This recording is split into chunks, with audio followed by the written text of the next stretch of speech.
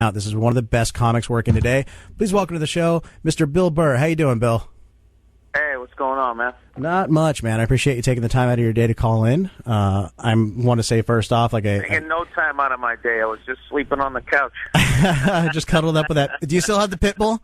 Yes, I do. She's a sweetheart. How's she doing, man? That's great. I had a pit bull, well, a roommate that had a pit bull for like a couple of years, and they're some of the best dogs. They get the worst rep, but they're great dogs. But that bit on Let It Go about walking down the street with your pit bull and people are like swinging to the other side of the street, and you go, I don't get why black people have a problem with that because it's the best thing ever. Oh, man. Yeah, you got the whole side of the street to yourself. You feel like a king. It's all how you look at it. I love that, man. Granted, I mean, I don't have the rest of the black guy's day, you know, where he's qualified for a job and doesn't get hired. So I guess maybe that's why.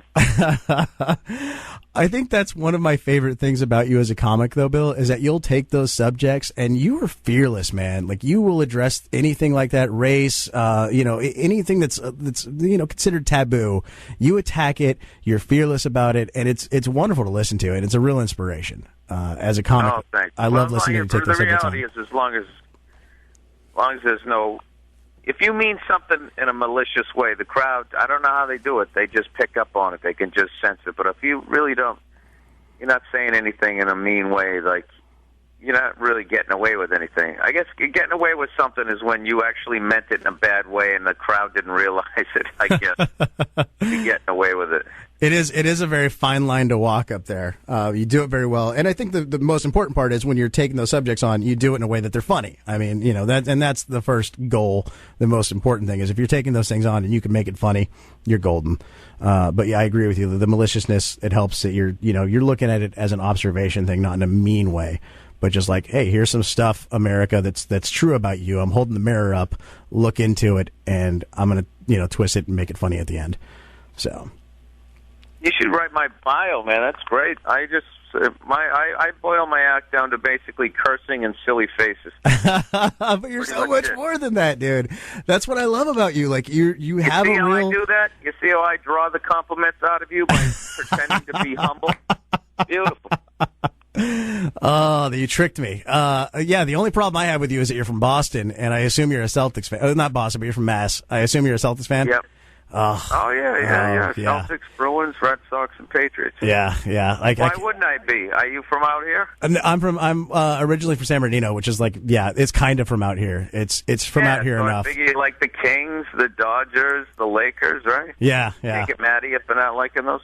Yeah, exactly. Why would you not like the Celtics? I respect them as a team. I mean, they've got a lot of championships. It's just, they've been. The Lakers, in my lifetime, are the most successful franchise. I don't know if you've noticed that. If you go back to about 1970, they won one in the 70s, 5 in the 80s, and then they just won another 5. That's 11.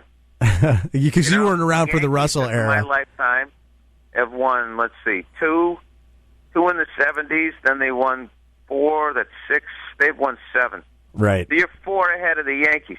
Well, you've got us with the Bruins, and they're looking good again this year. They're looking incredible this year. I think even better than they looked last year. So you've got that going for you. I actually went to the game last night. I was up in Winnipeg. Oh, nice.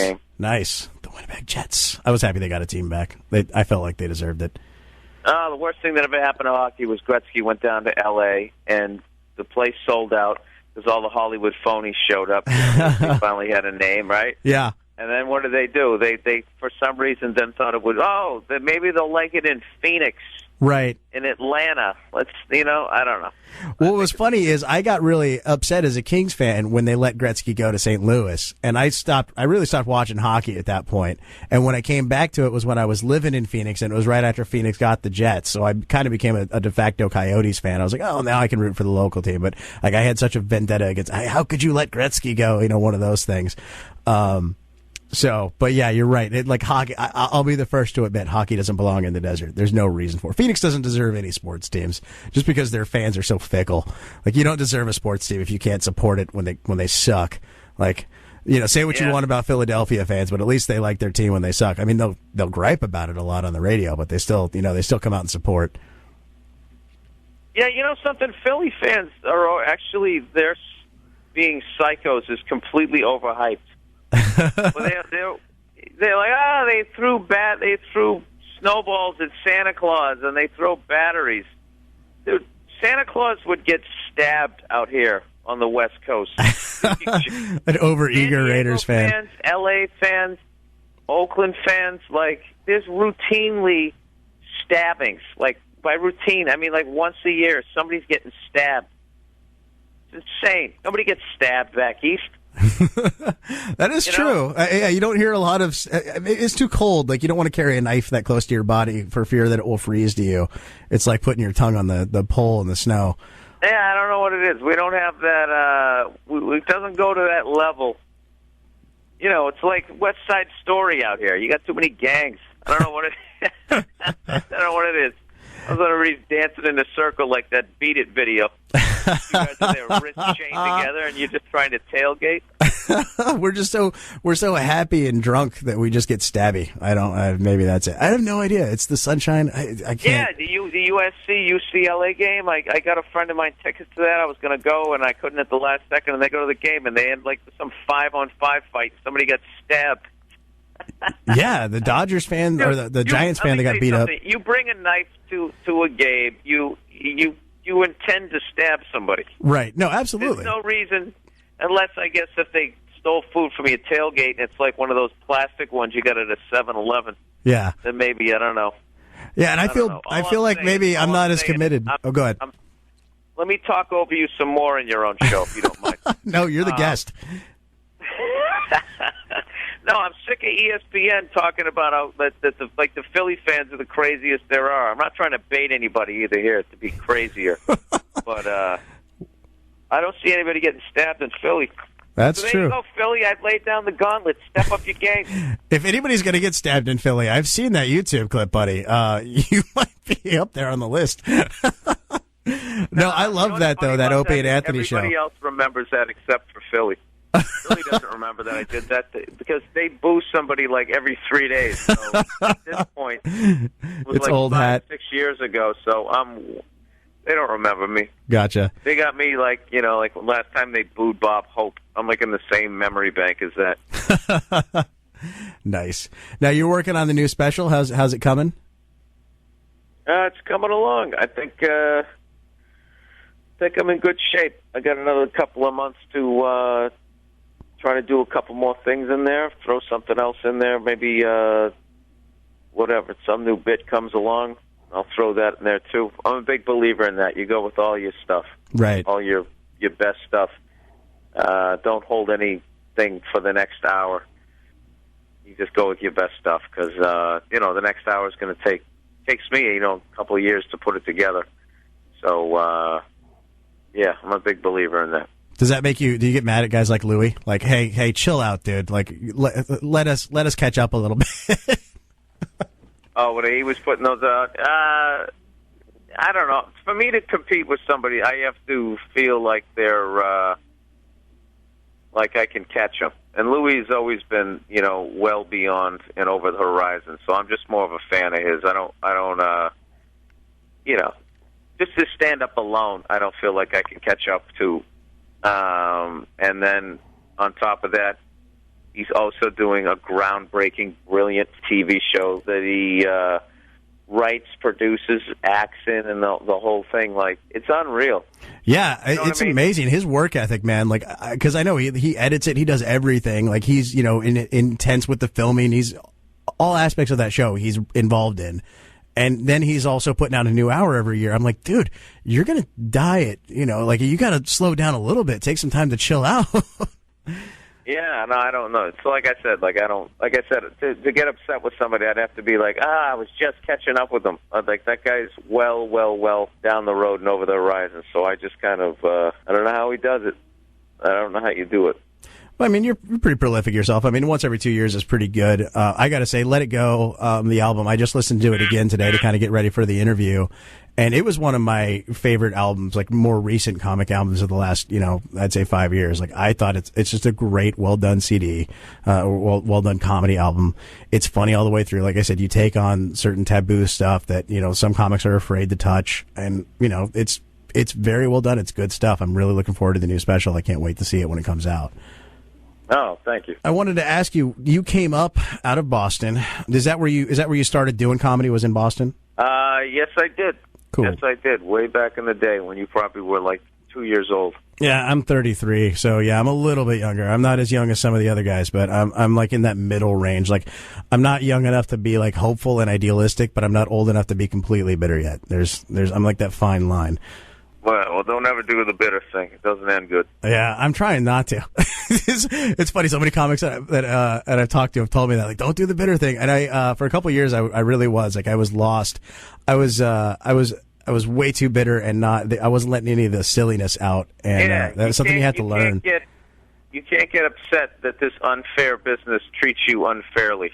You know what it is going into it. Right. You know? And it wasn't even that I was bitter. I've never been bitter about comedy, because like comedy, I respect it as an art form, and I feel like it'll come with that when it's time to come, like when I'm ready for that. I was more bitter about life. Like I had a bunch of crap happen and went through like a divorce and cancer and all the crap, and I was just like, my life sucks. Lord, yeah, you got a right to be like, yeah, that's when you're talking to God, like, really? Don't you think you've dealt me enough bad cards here?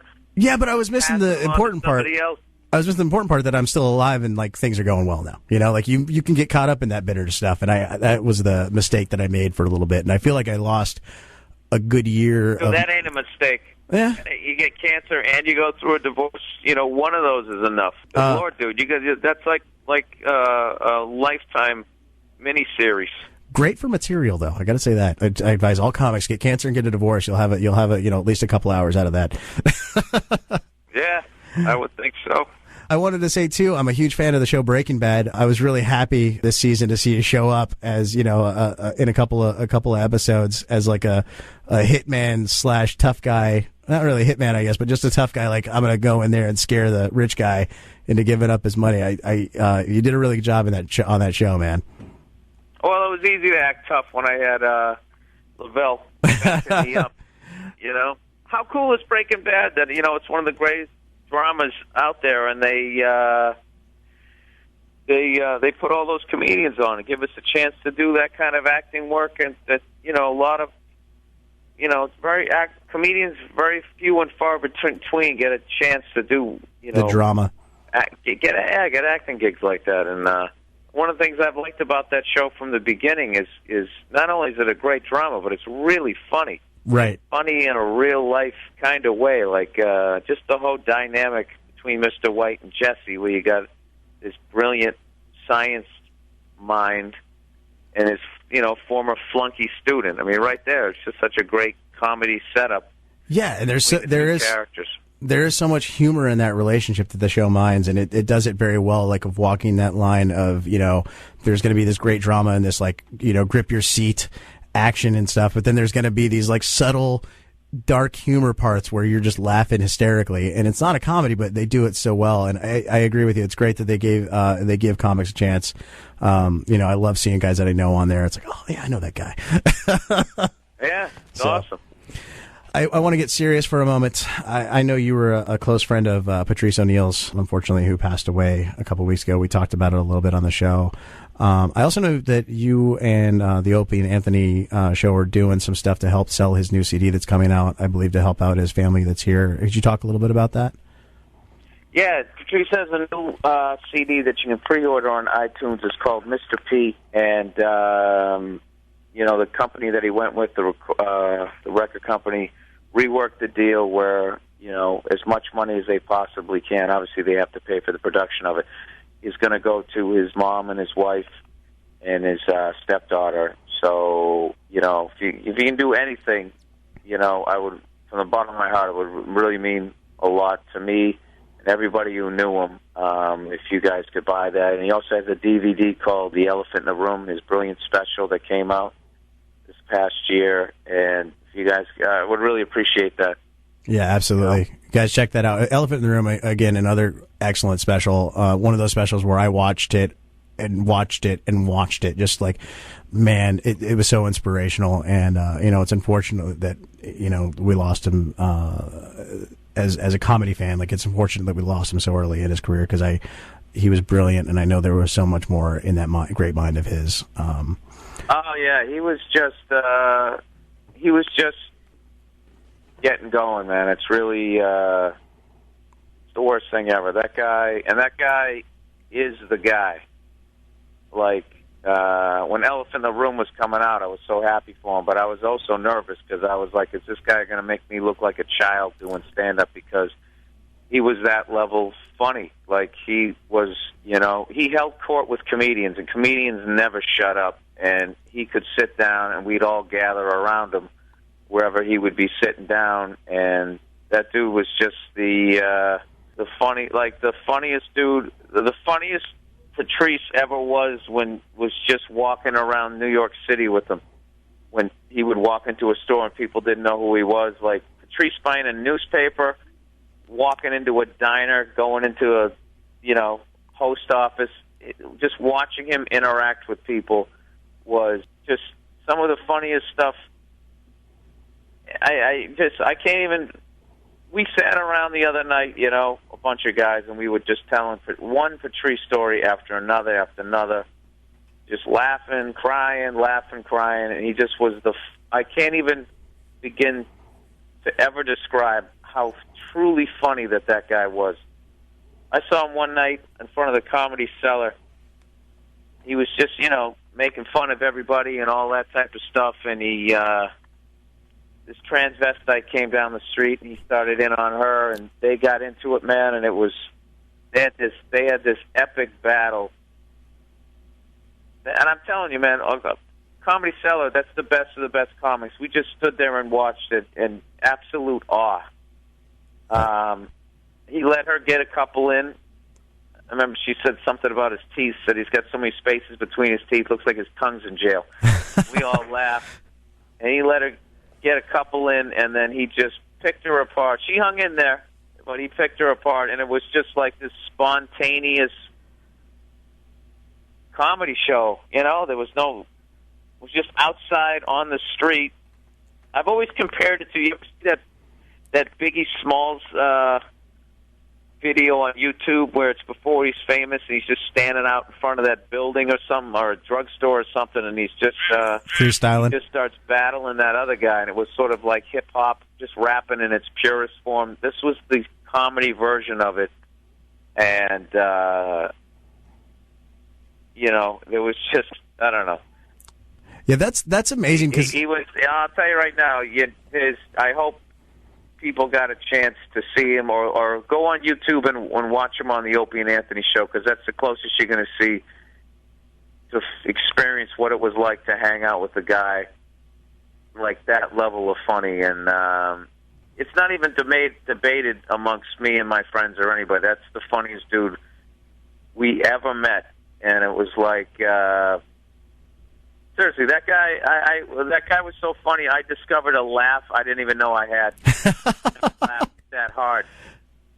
That's beautiful, man. He just was absolutely brilliant. Everything from just sophomoric and silly to social commentary. That dude could do it all, man. And I will miss that guy every day for the rest of my life. I swear to God, I've actually been walking around looking at other people who are like 20 years older than him.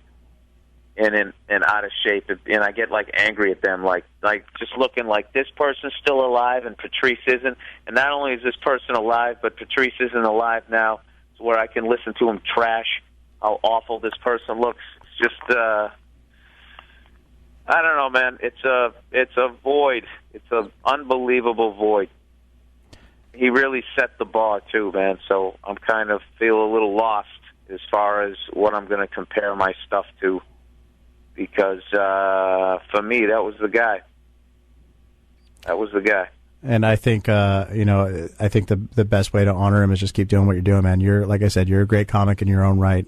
It's great to hear you talk about him. I can really hear the emotion in the heart, and I appreciate you sharing that with us, Bill. Like, I know it's not easy to talk about. I can't imagine what it's like. I have so many great friends in comedy, and I'm not at that level where I've lost any of them yet. But I feel for you, man. No, it's brutal, and well, you got your friends. All I can tell you is enjoy every second, because life is not a movie, man. It's just it's brutal, man. Yeah. Like, I don't know how many more great comics we're we're going to lose. But it's getting to the point where if someone says, hey, you're the funniest guy in the country, it's like, yeah, kind of by default at this point, you know? In the last 5 years, I mean, everyone from, like the level of funny, like Mitch Hedberg, Freddie Soto, Greg Giraldo, dude, Mike DiStefano, who a lot of people didn't know. Dude, that guy, I saw that guy, Sal's Comedy Hole. I saw him, and I was just like, this guy is going to be an absolute just beast. And he was. He just wasn't around long enough. Just wasn't around long enough to get to a level where, you know this game, man. You got to be in this game like 15, 20 years before, if you're doing it the real way, right? Yeah. Or if you don't catch a lucky break. But I mean, if you're just really going on stage and you're trying to find your voice, and you're not trying any sort of gimmick, marketing and that crap. You're just like, look, I'm just going to become the funniest dude I can become and see what I get out of that. That's a 15, 20-year journey. Absolutely. And that's what that was the journey Mike was on. And that's why when I saw him, like, he just emanated it. Like, this is a real guy on stage talking about his life. He was awesome, man. He was awesome. Yeah, and all those same thing. All of those guys, like, those I think. Man, I'm telling you, man, those guys aren't guys that you just sit down and watch their specials and you're like, okay, I know what this dude is about. Like you got to watch those guys. Like countless times, I saw like a guy like Giraldo just would have these moments on stage where it was either material or somebody heckled him in the crowd and would take it to a place that, there's a level of uncomfortableness. Like almost like he's pushing that? Like, yeah, and you're sitting there, as a comedian, you're in the back of the room loving every second of it. But right. There's always that thing of like, God, how do you get back into your act? How do you get out of it? And those guys could all do it. And I feel so lucky and privileged to have seen those guys and to be friends with some of them. That's dude, I feel lucky to have known their comedy. I wasn't as familiar with Mike DiStefano's. I did learn about him a little bit from listening. I listen to Maron's podcast pretty regularly, and that's where I kind of first heard about him. And then I went and searched out some of his stuff. And then shortly after, unfortunately, he was gone. And after Patrice went, one of the things I looked at one of my friends. I said, "Man, they always say that the formula for comedy is comedy or tragedy plus time equals comedy, but." It feels like the real formula is comedy plus time equals tragedy, because we lose so many, like you mentioned, all the great comics we've lost, and going back to guys like Hicks, all these wonderful comedians that unfortunately we lose before their time. And the comics are important. Like, to me, I feel like comedy is an important social and cultural art form. And people kind of laugh at me sometimes when I call it an art form, but to me it really is. And it's taking yourself and observing culture and taking your own views and slanting it on there. But if you're really hitting, like, if this is really important to you, you're trying to, reach out to people and like make a minor difference in, a few hundred people's lives, but still that's a difference, man. And it's tough to watch some of these great comics that could do that so well. It could make you think so deeply. Unfortunately we lose them before their time. And that's why I was. Yeah, it sucks. Yeah, but Patrice was unreal. Patrice could make somebody so mad in the crowd. It was so awesome to watch. Like, yeah. He just had this, I don't know. There was nothing better than seeing Patrice going at, like, just someone in the crowd who just was impressed with themselves and felt that they were a success. Like, he could just sense that out of somebody, and he just watching him just deconstruct, just leave him in like this puddle. I never saw anybody. He was the best at doing that. I never saw anybody like, and just walking around with him in the city, man. When he would get into it with people, what I always thought was hilarious was he talked to everybody like they were from his neighborhood. And he would get into debates with these 50-year-old white guys, and he would be talking to them, calling them the N-word. Not like a bad way, but right. like the way a black dude says it to another black dude. And it would always throw these white guys for a loop, like, wait a minute, is he calling me that word? Is he said it? Do I need to apologize? What just happened? And it would get him so thrown for a loop. By the time they regained their footing, he already got in like 20 shots on him, and he would walk away. I remember once, oh man, he made this one guy so mad, and as we were walking away, I was dying laughing. And Patrice said, I wonder who he's going to take that out on. He's yelling at some barista down the street 10 minutes later. No, I said non-fat milk. What's wrong with you? No, and Patrice had a way of, he could just get to the truth of somebody. He could find their phoniness and get to the truth of it. It was like Hannibal Lecter. It was unbelievable. And he would just leave them just filleted. And they were so, like, what was the greatest thing, though, is every once in a while he would do that to somebody and they would laugh. Right. And they would laugh and they would have a sense of humor about themselves. And you would see that whole so-called mean side of Patrice would totally wash away. And you saw what a huge heart that he had. And that it really was just a game and he really was just, for the most part, joking around. I mean, he was like human being. There was some people that he definitely didn't like. Right, but he punished the people that deserves it, is what it said. Like the people that deserved it is what it sounds like. He was like the Batman of comics. He got everybody. I'll tell you that the at his funeral, so many people came up to me who never made me laugh in my life. Just like people who work the door at a comedy club. People who aren't supposed to be funny, really. They just, hey, we got you in the green room. Those people.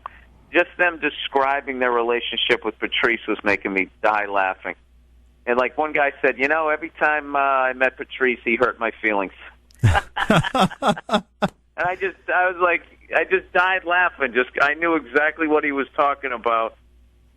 And it was funny because I know Patrice did that to him, but this guy still loved him because that's just what he did. He was just absolutely bigger than life, and I'm going to get emotional here. Let's just move on. All right, man. Well, thank you, dude. Again, Bill, I just appreciate you taking that time to talk about it a little bit and giving people a chance to know a side of Patrice that even if they watch the specials and we're familiar with all this comedy, they might not have known. So thank you for that. I think that's the truth about comics. I was like, the best comics are the ones, my best friends are the ones that can tear me down a little bit. Like, I love that interplay of like talking to somebody and tearing them down a little bit and then they tear me down. You go back and forth like that. And nobody does it like comics. And you mentioned earlier, like just being out front, a small group of comics talking. Those are the best times. Like, I love that more than I love actually like watching a comic up on stage because those are some of the funniest stuff you'll see is just standing outside BSing. Back in the day, because you definitely would have taken a pound. Oh, I'm sure I would have. Yeah, I'm a chubby. That you wouldn't have walked away from. You'd still be limping from it. But you know what? We all take them. Yeah, for sure, man. I took a 45-minute pound in one night, and people still talk about it. Nice. Well, Bill, dude, I feel like we've kept you for a really long time, and I just want to say, man, thank you again so much for calling in, giving your thoughts on Patrice, talking a little bit about comedy with us. It's, man, as a fan of yours, this is when we started doing the show a year and a half ago, you were on like a list of comics that I was like, I've got to talk to this guy at some point, and I've had the privilege of talking to some great comics on the show.